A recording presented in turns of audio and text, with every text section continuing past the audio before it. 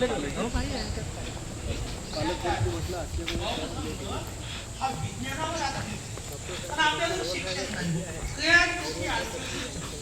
फक्त त्या पंचशील जैनी बोलायचं आहोत. बौद्ध धर्म हा फार वेगळा आहे. तुम्ही त्या प्रत्येक पातळीवर जा, त्याला चेक करा, तुमचं ऐकू तिथे कमी पडेल. फार वेगवेगळ्या दिशेने. मग E=mc². आपल्यामध्ये जी ऊर्जा तयार होते, भोजनातून ऊर्जा तयार होते, प्रत्येक त्या प्रवचनातून ऊर्जा तयार होईल, त्या ऊर्जेचा वापर आपण करत नाही. आपण तो विसरून जातो आणि शेवटी आपण आपल्या समस्यांमध्ये, आपण आपल्या प्रॉब्लेममध्ये, आपण अडचणमध्येच फसलो आणि तिथंच गुरफटून जातो. आणि तो धर्म न कळाल्यामुळे आपण स्वतः सुखी झालोच नाही, दुसऱ्यांनाही सुखी करू शकलो नाही. मग सब पापस्य की वाईट कर्म कधीच करायचं नाही. पहिलं अर्थ त्या माऊलीला कळालं. दुसरं सांगितलं कुशलास्य उपसंपदा. कुशल म्हणजे पुण्य, चांगलं कर्म. चांगलं कर्म करत राहा, वाईट कर्म करायचं नाही. आणि कुशल कर्म. मग तिने परत विचारलं की कुशल कर्म म्हणजे काय, पुण्य कर्म काय. मग त्यावेळेस तथागतांनी तिला 8 जो आपल्या जीवनामध्ये पाप, पुण्य, यश, पराजय, नंतर रिद्धी, सिद्धी अशा 8 गोष्टींवरती तिला समजून सांगितलं. तर तिला सांगितलं फक्त सत्य असत्य, पाप आणि पुण्यकडे तू लक्ष दे. जे हितकारक आहे, जे लाभकारक आहे, जे सुखकारक आहे ते तू कर्म कर. कुशलस्य उपसंपदा हे स्वीकार. ती म्हटली हो, मी काया वाचा आणि मन त्याच्याने तिघांचं कर्म चांगलं.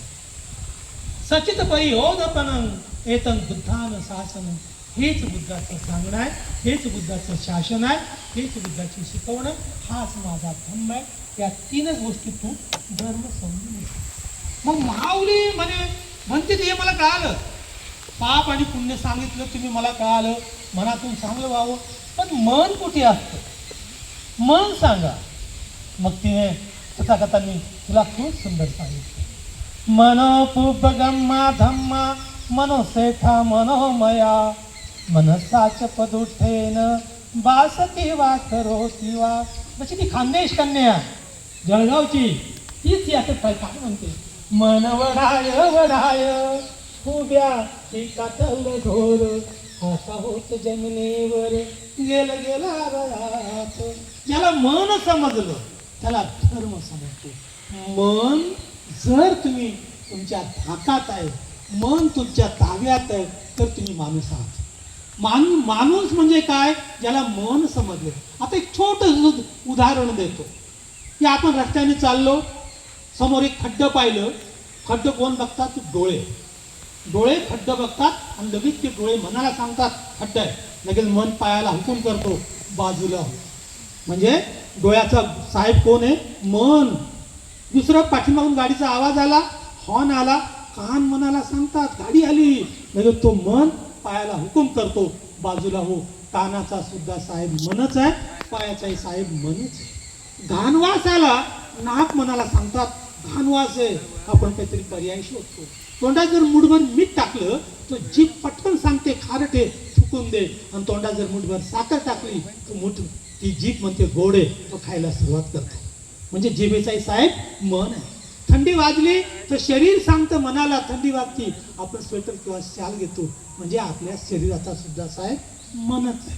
म्हणजे 5 भौतिक इंद्रियांचा जर साहेब मन आहे, म्हणजे 5 इंद्रिय जर मनाच्या धाकात असतील तरच त्याला माणूस म्हणतात. मन हे सर्व भावना आहे, सर्व मुख्य आहे. ज्याचं मन या इंद्रियांवरती साहेब म्हणून काम करतं त्यालाच माणूस म्हणतात. आता उदाहरणार्थ थोडंसं, मनुष्य बिडी का पितो, तंबाखू का खातो, दारू का पितो, कारण त्याचं मन कमकुवत मनाचं आहे. त्याचं मन मजबूत आहे, त्याचं मन स्ट्रॉंग आहे. मी काय दारूचा गुलाम आहे का, मी काय तंबाखूचा गुलाम आहे का, तो त्या दारूला लाथ मारेल, त्याला माणूस म्हणतात. माणूस एवढा साधा नाही, आपण माणूस पण घालून दिलंय. माणूसपणाला आपण विसरून गेलेलो आहे. आणि कशाला सुखाची अपेक्षा करतात, नाही मिळणार सुख तुम्हाला. सुख कुठे असतं बघा, सुख कुठल्या मॉलमध्ये नाहीये, दुकानात नाहीये. सुख तुमच्या त्यागात असतं. ज्या ठिकाणी त्याग आहे तिथे सुख आहे. आणि दुःख कुठे असतं, आसक्तीत असतं, अटॅचमेंट. आसक्ती ज्या ठिकाणी आहे त्या ठिकाणी दुःख पळत येतो आणि ज्या ठिकाणी त्याग आहे तिथे सुख असतं. उदाहरणार्थ फरशी जोपर्यंत निर्मळ आहे, स्वच्छ आहे, एकही माशी बसणार नाही, कारण त्याग आहे.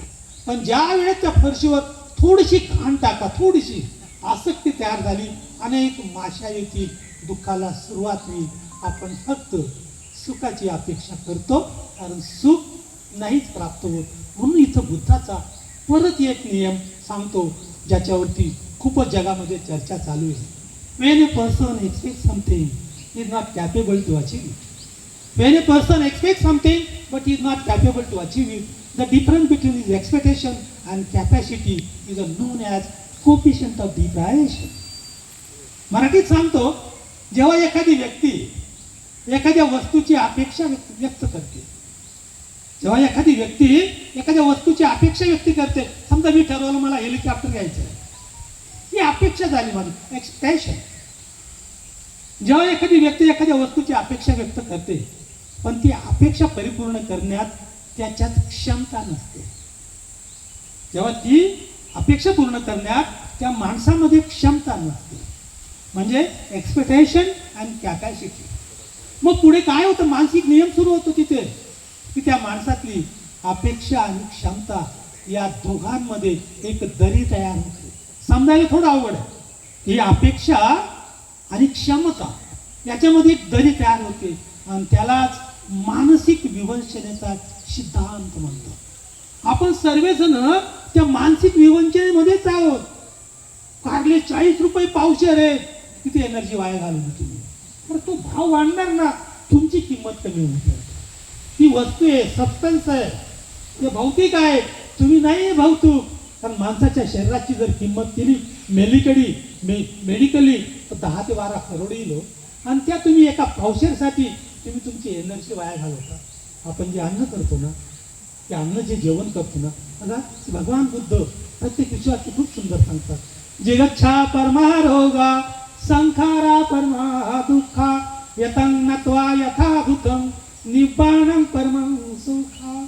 या जगामध्ये फक्त एकच रोग असा आहे की ज्याच्यावर अजून औषधच नाही निघालं. एकच रोग आहे, आणि तो रोग म्हणजे भूक. जगच्छा परमारोगा, त्या भुकीवरती अजूनही औषध नाहीये. पण संखारा परमा दुःखा, आपले जे काही विचार आहेत, आपले जे आचार आहेत, आपले जे कर्म आहेत, आपलं जे वातावरण आहे, बघा थंड या ठिकाणी वाटल्यावर मन उल्हासित होतं. कारण वातावरण, या वातावरणात तसं आपल्या घरातलं जर वातावरण सुंदर असेल, तसं भाईजी मस्त मला बोलून गेले या बोधी वृक्षाबद्दल. बोधी वृक्षाचं महत्व इतकं सुंदर आहे. त्या पाली भाषेमध्ये हा बोधी वृक्ष ज्ञान प्राप्तीचा वृक्ष आहे. त्या बोधी वृक्षाची जर पानं पाहिले, त्या पानामध्ये जर तुम्ही थोडं जर विज्ञानाच्या दृष्टिकोनातून जर पाहिलं, त्याच्यात ज्या लाईन आहेत ना, त्या लाईन प्रत्येक लाईन वेगवेगळं सांगते. E mc², जसं आपण इकडे लाईटचा स्पीड म्हणतो, तसं in terms of micron. Micron सगळ्यात मोठं कमीत कमी ते मोजण्याचं साधन आहे. त्या रेषेकडे जर गेलं, सूक्ष्मपणा आपल्यामध्ये मन, ढोबळ मनाने आपण मन म्हणतो, पण मनापेक्षा वरची पायरी आहे चित्त. चित्त हे सूक्ष्मपणामध्ये विभागलेलं आहे. तसं मनुष्य पुढे या गोष्टीमध्येच येतो. मग ते माऊलीला भगवान सांगतात की चित्तची विचारते. भगवान चित्त म्हणजे काय? भगवान सांगतात आपलं चित्त नेहमी पवित्र असावं, आपलं मन नेहमी शुद्ध असावं. मग बुद्धांचा तिथेच एक नियम आहे की ज्याचं मन पवित्र आहे, ज्याचं मन शुद्ध आहे, ज्याचं मन निर्मळ आहे, ज्याचं मन पारदर्शक आहे, तो खरा सुखी माणूस. सुख हे मनावत आहे. शोधिशी मानवा राहुळी अंतरी, नांदी तो देवा आपुल्या अंतरी. इथंच शोधायचं आहे, आणि ते शोधायला आपल्याला वेळ नाही. आपण फक्त शेजारचं घर शोधतो, शेजारकडे बघतो, शेजारचंच बघतो. या शेजारच्या बघण्यामध्ये याचं इट टेन्स टू इन्फिनिटी जात नाही, इट टेन्स टू 0. याची जी दिशा आहे ना, ती बदलूनच जाते. म्हणून आपण स्वतःकडे बघून बुद्धाचं कुठलंही जर समजून घ्यायचं असेल तर आपल्या आचरणात परिवर्तन करावं लागेल. परिवर्तन. जग हे अनित्य आहे, जग परिवर्तनशील आहे. Nothing is permanent in this world. मग या जगामध्ये जर सामावून न्यायचं असेल तर आपल्या परिवर्तन आपल्या आचरणाने आणि कर्माने करावं लागेल. ती माऊलीला चित्त समजून सांगतात की म्हणते नाही ना भंतेजी, मी खूप विचार करते की माझ्या नवऱ्याचं माझ्या मुलाचं दुःख कमी व्हावं. मग तथागत तिला सांगतात त्या दुःखावर तू ध्यान कर, दुःखावर ध्यान कर की माझे पती गेले, माझा मुलगा गेला, बाकी शोधूच नको, फक्त त्या दुःखावर ध्यान कर. आणि त्या माऊलीने दुःखावरती ध्यान करायला सुरुवात केली. पुढे ती परत आली की मी दुःखावर ध्यान केलं पण मला अजूनही मानसिक शांती नाही. मग तथागत तिला सांगतात तू तुझ्या श्वासाकडे ध्यान कर, श्वासावर ध्यान कर.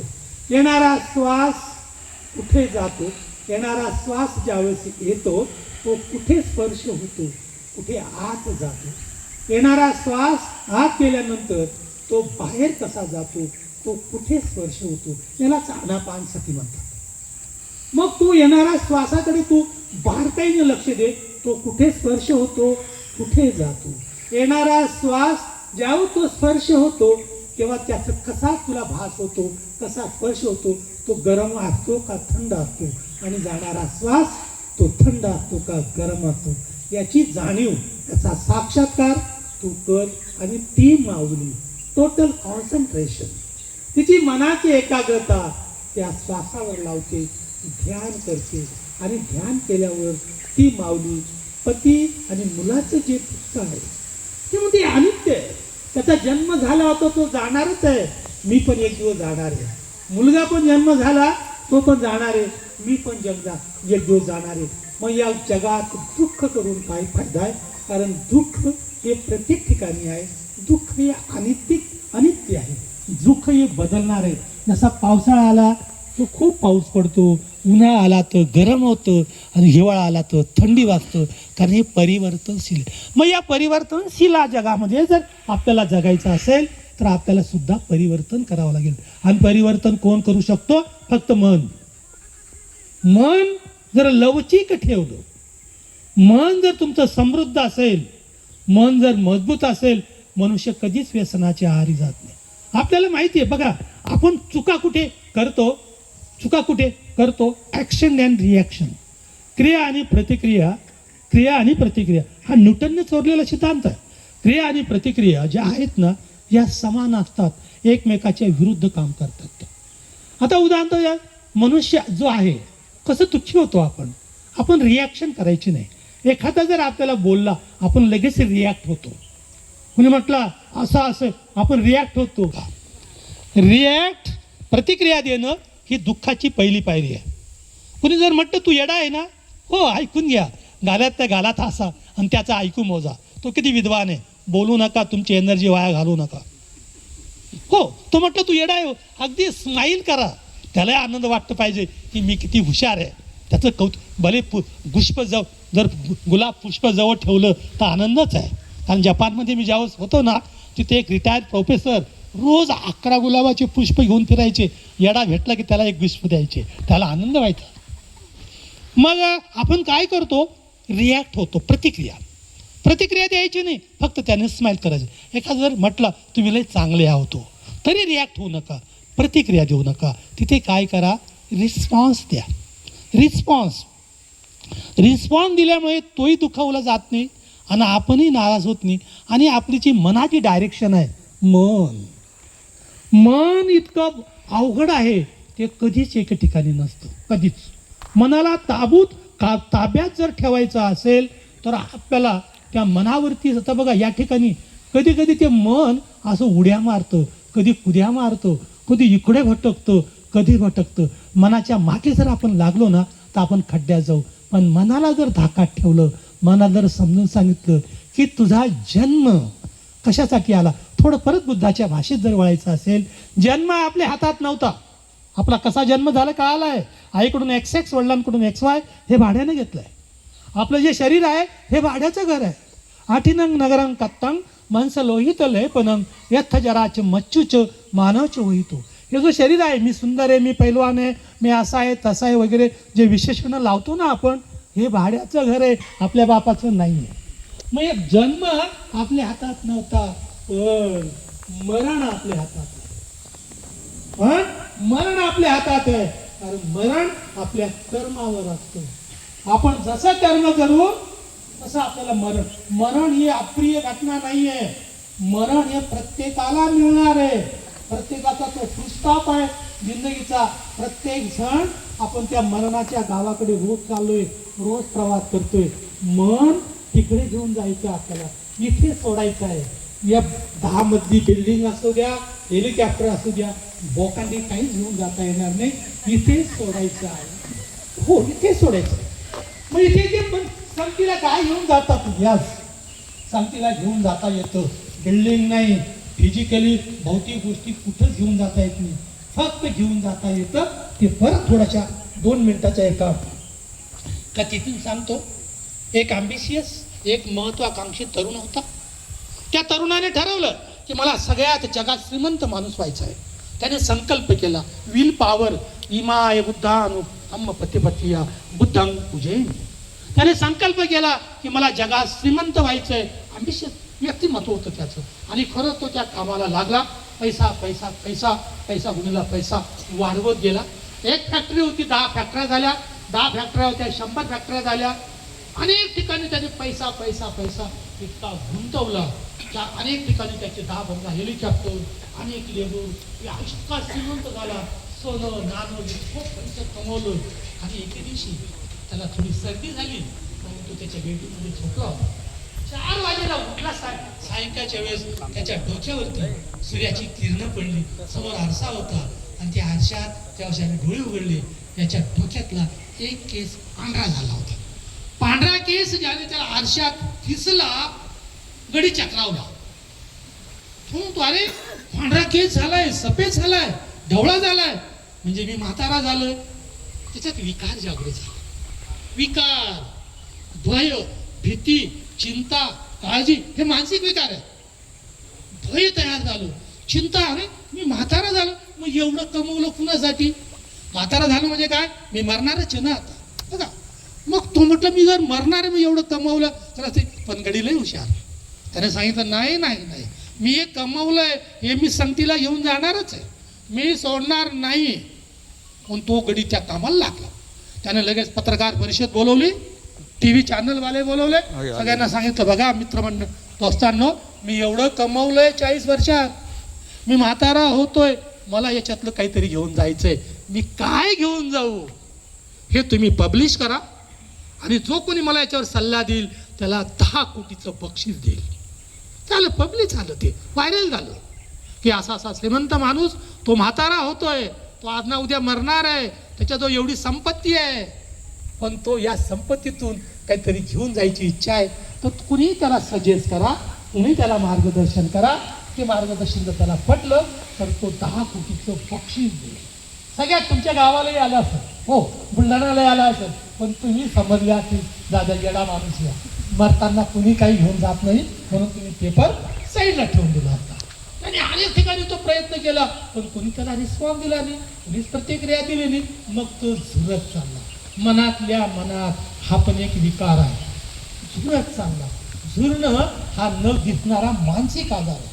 झुरत चालला, खंत होत चालला असं करत. आणि एके दिवशी तो सायंकाळी अशा सुंदरशा याच्यातून तो चालत जात असताना तिकडून एक भंते येतो. भंतेनं याने पाहिलं हा तरी काहीतरी भंते तरी आपल्याला काहीतरी चांगला सल्ला देईल म्हणून गेला, पंचांग प्रणाम केला आणि भंतेंना विचारलं, भंतेजी मला थोडी अडचण आहे. ते म्हणे बोल बा. म्हणजे मग याने आपलं परत ते कौतुक सुरू केलं, मी असं कमवलं, एवढं कमवलं, एवढे पैसे वगैरे असं काहीतरी तो सांगत होता. भंते शांतपणे ऐकत होते. त्याने ऐकलं, मग तुझी अपेक्षा काय?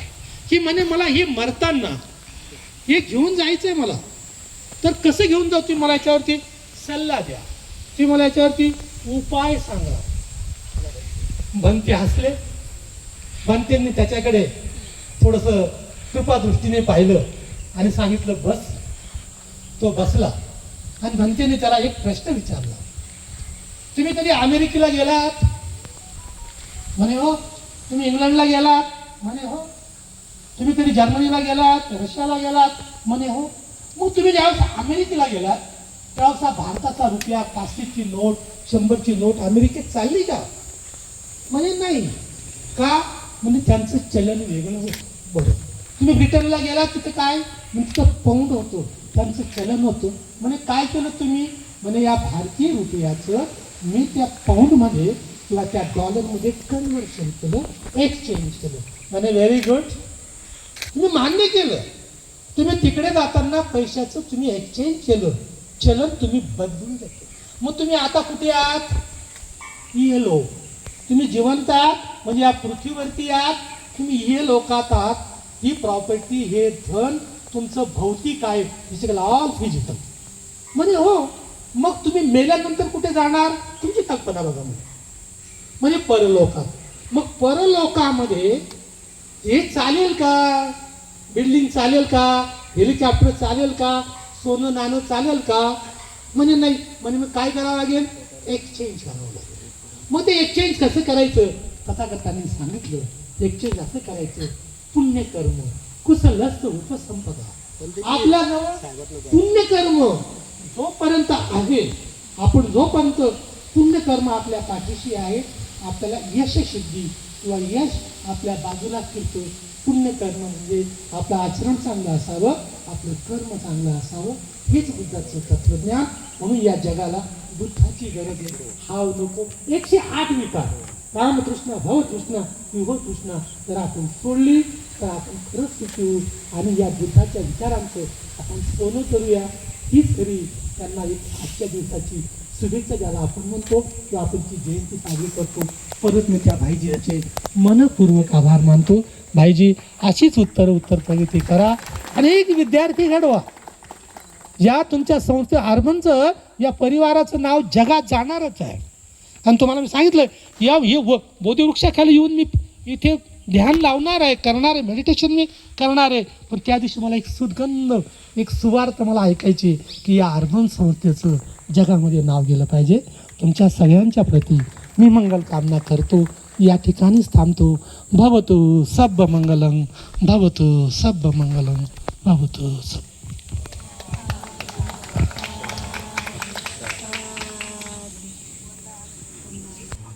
पूजनीय भंतेजी यांचा आभार मानतो.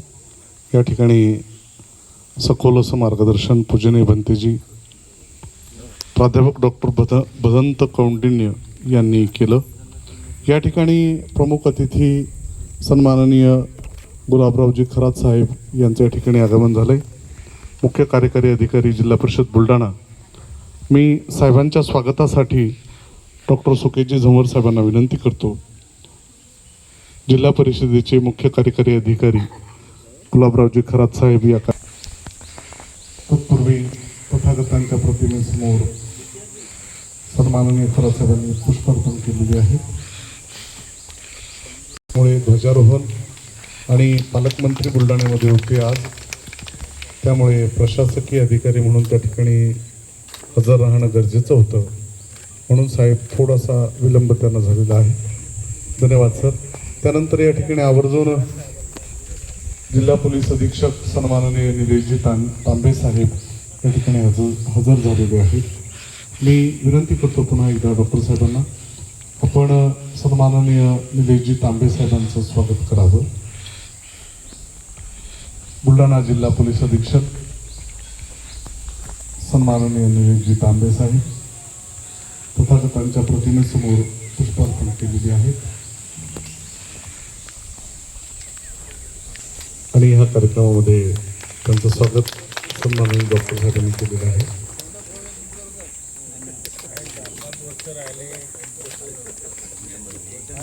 धन्यवाद.